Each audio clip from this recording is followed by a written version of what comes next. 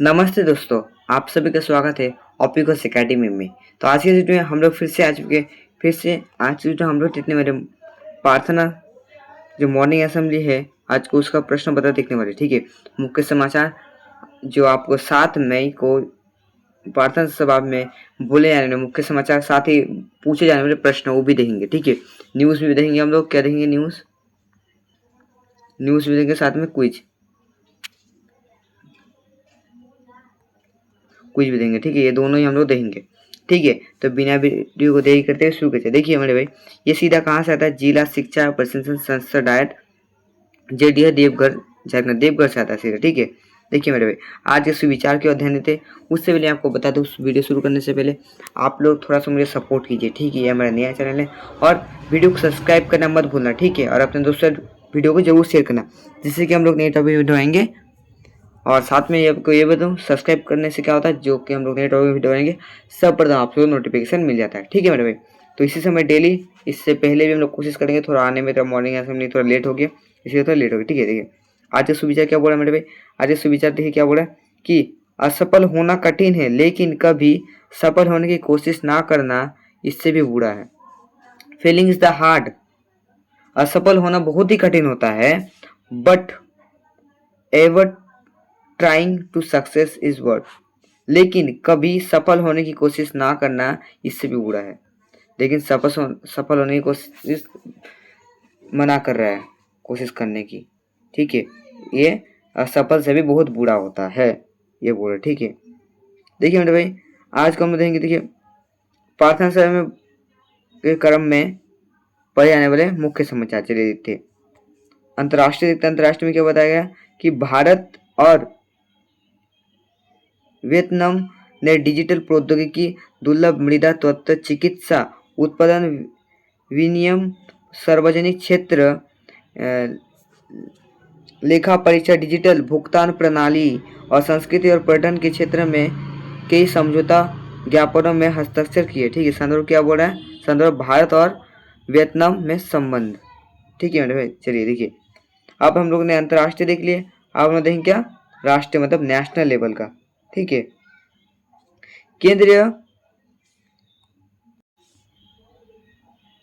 अन्वेषण bureau CBI ने भारतीय नागरिक को साइबर गुलामी में धकेलने वाले एक गिरोह में भंडाफोड़ किया। सीबीआई के अनुसार यह गिरोह आकर्षण विदेशी नौकरियों का लालचा देकर भारतीय नागरिक को दक्षिण पूर्व एशिया देश में भेज रहा था।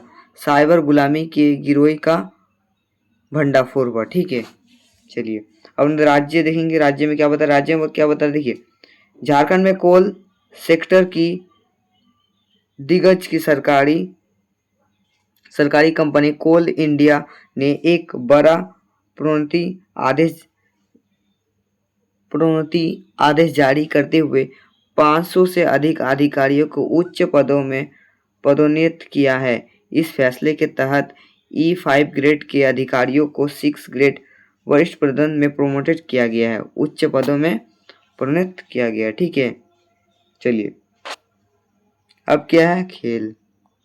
देखिए भाई, अब खेल जगह प्लेइंग क्या क्या, उज्बेकिस्तान के ताशकंद ताशकंद में एशिया अंडर 15 और अंडर 17 चैंपियनशिप में भारत के युवा मुक्केबाजों ने शानदार प्रदर्शन किया। अंडर 15 लड़कों की प्रतियोगिता में नोंगपोंग गनबा मैतेई और ना ने, इसका नाम है, ठीक है, यहाँ पे का नाम है, ठीक है, 40 किलोमीटर वर्ग में जीत हासिल की, जबकि प्रशांत ने 49 किलोग्राम वर्ग में जीत दर्ज की। ठीक है, मुक्केबाजी में शानदार प्रदर्शन। ठीक है, चलिए अब देंगे। देखिए शिक्षा, कैरियर, टेक्नोलॉजी आदि। भारत और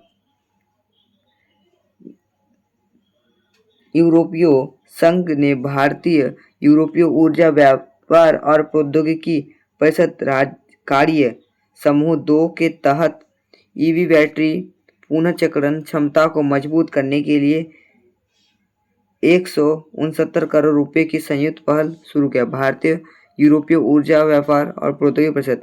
तो हम लोग जो न्यूज देख लिया, अब हम लोग देखेंगे क्विज। ठीक है, अब हम लोग देखने वाले भाई क्विज। चलिए देखते हैं। देखते हैं 7 मई का क्विज, 7 मई का क्विज। और सर्वप्रथम हम लोग देखने वाले हैं कक्षा 1वीं से 5वीं का फर्स्ट से सेकंड तक प्राथमिक स्तर का देखने वाले। ठीक है, चलिए देखिए। पहला सवाल देखिए क्या पूछा गया कि अंतर्राष्ट्रीय मातृभाषा दिवस कब मनाया जाता है? तो 21 फरवरी को अंतर्राष्ट्रीय मातृ दिवस मनाया जाता है। 2 नंबर सवाल है कौन सा ग्रह सूर्य के सबसे निकट होता है? बुध जो है सबसे निकट होता है। देखिए तीसरा नंबर सवाल क्या पूछेगा? 1 करोड़ में कितने जीरो होते हैं? तो 7 जीरो होते हैं मेरे भाई। ठीक है, 4 नंबर सवाल है विटामिन बी की कमी से कौन सा रोग होता है? तो बेड़ी रोग होता है। ठीक है, 5 नंबर सवाल है कि रेगिस्तान में उगने वाले पौधे का नाम क्या है? तो कैक्टस। ठीक है, तो हम लोगों ने कक्षा फर्स्ट से 5वीं तक का 1वीं से 5वीं का जो क्विज है, ठीक है, वो देख लिए। अब हम लोग आगे की ओर बढ़ते हैं। देखिए अब हम लोग पढ़ने वाले हैं उच्च प्राथमिक स्तर षष्टम तक का देखने वाले। चलिए शुरू करते। देखिए पहला जो सवाल पूछा गया, क्या पूछा गया कि आगरा किस नदी के किनारे बसा हुआ है? तो यमुना। किसमें? यमुना में बसा हुआ। 2 नंबर सवाल है पेड़ के कौन से भाग की कॉपी बनाई जाती है? तो बीज का भाग से कॉपी बनाया जाता है। 3 नंबर सवाल है जीरो की खोज किसने की थी? आर्यभट्ट ने किया था। ठीक है, 4 नंबर सवाल है पृथ्वी दिवस कब मनाया था? पृथ्वी दिवस को 22 अप्रैल को मनाया था। ठीक है, 5 नंबर सवाल है भारत के किस राज्य में सबसे लंबी तट रेखा है? तो गुजरात में सबसे तट रेखा है।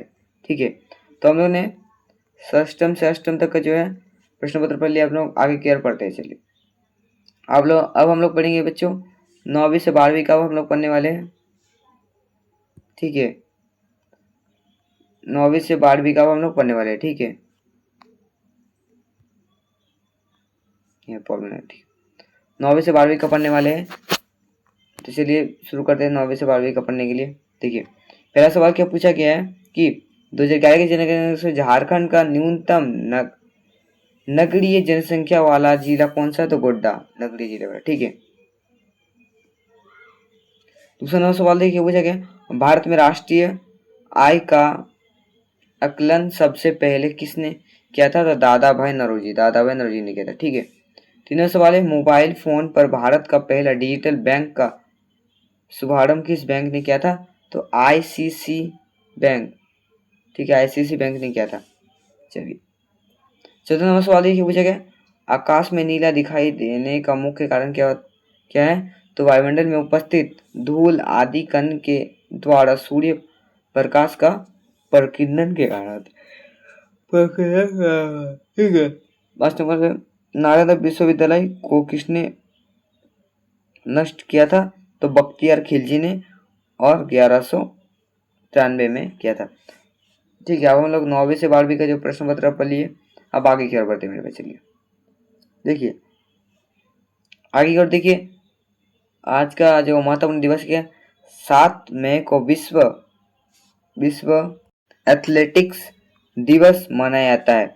इसका उद्देश्य विद्यालय और संस्थाओं में युवाओं में एथलेटिक्स के प्रति जागरूकता बढ़ाना और उसके मूलभूत खेल के रूप में बढ़ावा देना। ठीक है, चलिए देखिए वर्ड ऑफ द डे क्या दे रखा है। चलिए देखते हैं।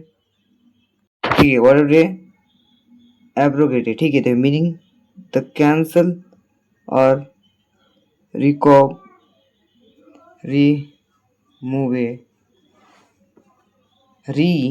रेवोके फॉर्मली। ठीक है, देखिए sentence under forces the ministry process the एब्रोटरी the this military law. ठीक है, मंत्री ने चल रही प्रक्रिया के तहत भेदभाव करने वाले कानून को खत्म करने की प्रस्ताव दिया। ठीक है, और ऑलरेडी आज का ये बात है। देखिए एक छोटा सा स्टोरी दे रखा है, चलिए पढ़ लेते हैं। देखिए स्टोरी का नाम क्या रहेगा, टूटा हुआ बर्तन।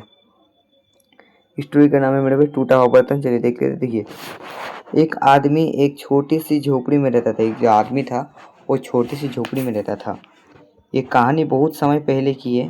ये जो कहानी है बहुत समय पहले की है। एक आदमी कहता है एक छोटा सी झोपड़ी में रहता है, इसलिए उसे घर में कोई पाइपलाइन नहीं रहती थी।